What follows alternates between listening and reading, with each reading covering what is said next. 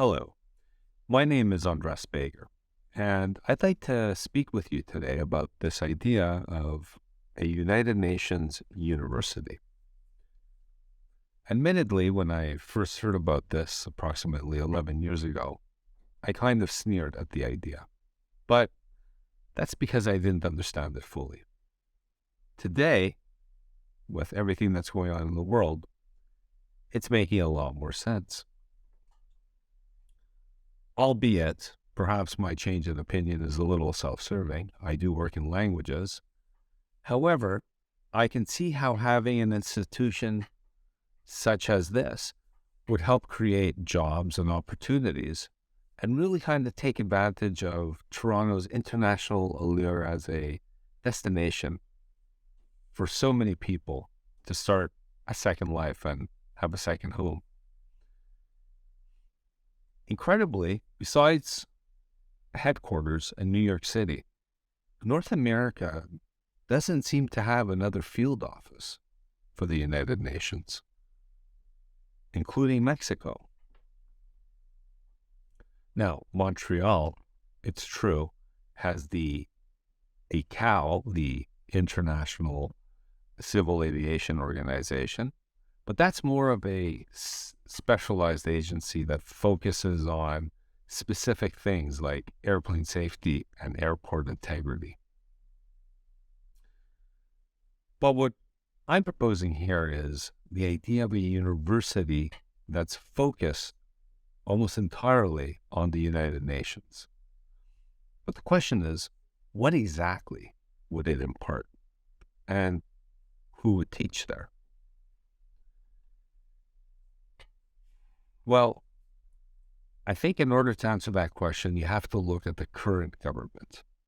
The Trudeau government, when they were elected in the fall of 2015, a strong part of their mandate was espousing the Sustainable Development Goals of the United Nations and the UN Charter. Clearly, they were interested in reaching out to the world. So, taking that into consideration and imagining that there's political will behind this idea, I think it's safe to say that some of the courses that future students at the University of the United Nations might be taking could be topics like global migration, human rights, equity and resources, and of course, being in Canada, Indigenous people and the law. Obviously, students will also be able to take other tangential courses, say in law, political science, or sociology, but I think you're getting the idea. Now, the faculty would consist of experts and scholars from diverse fields and regions and backgrounds. The teaching staff would likely be comprised of individuals who excelled in their respective fields and have demonstrated a commitment to the ideals and goals of the United Nations. Think Stephen Lewis, for example, a fine Canadian, a Toronto resident, and an ex-UN Special Envoy. So he knows what he's talking about. You could take a class with him on global health, for example. Or how about a poli-sci class taught by Michelle Bachelet, the ex-two-term Chilean first female president and current executive director of UN Women. The university might also invite high-level officials from their vast network of special ambassadors that they have to teach courses or deliver lectures. Think Mala Yousafzai. Her class might be called Addressing the Challenges of Education in Conflict-Affected Areas, for example. Remember her? She's the young Pakistani female education activist who won the Nobel Peace Prize in 2014. She was the youngest, and still is, the youngest laureate to receive that prize. Or how about Greta Thunberg? She might teach a class on the ecology. How amazing would that be? As cliche as it sounds, build it and they will come. See, perhaps this isn't such a crazy idea after all.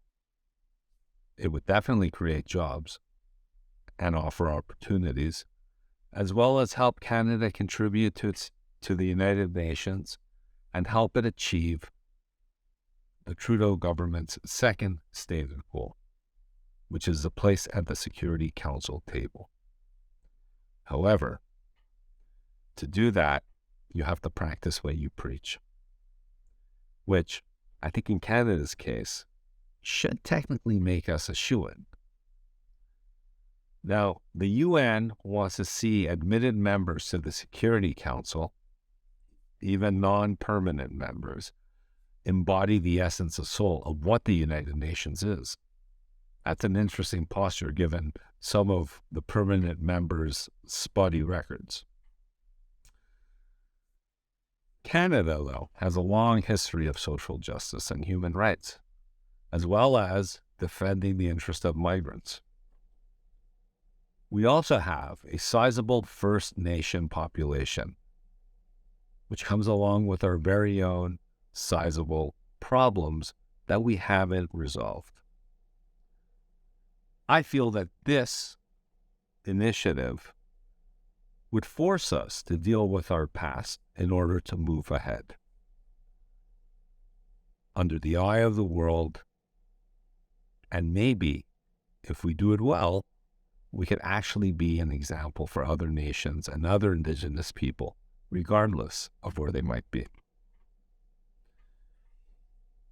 I think all these factors add up to make Toronto a very attractive place for an eventual future UN field office. So starting with a university is a really good first step. What would this future UN field office focus on? Well, I think with our history of peacekeeping and conflict resolution, it's a pretty safe bet that the UN field office in Canada will focus on supporting peacekeeping, peace-building efforts, and conflict prevention in regions that are experiencing instability and violence, sustainable development, human rights, and gender equality. Along with promoting universal respect for human rights and fundamental freedoms for all, this new university, being in Canada, would also have to embrace post-colonialism and reconciliation. If you think about it, we can embrace our reconciliation process internally while reaching out to the world and help shape this new face, this new bold justice paradigm. It's kind of necessary if you think about it, if you really want to take your rightful seat at the Security Council table. Of course, there are always challenges and obstacles to consider when it comes to opening a new UN office. However, I believe that the benefits outweigh the potential drawbacks. With the right support and resources, I am confident that the UN could successfully establish a field office right here in Toronto. And having a university that specializes in this is a step in the right direction and a powerful tool for promoting dialogue and collaboration on the world stage. Besides, isn't UNU a cool name? Thank you.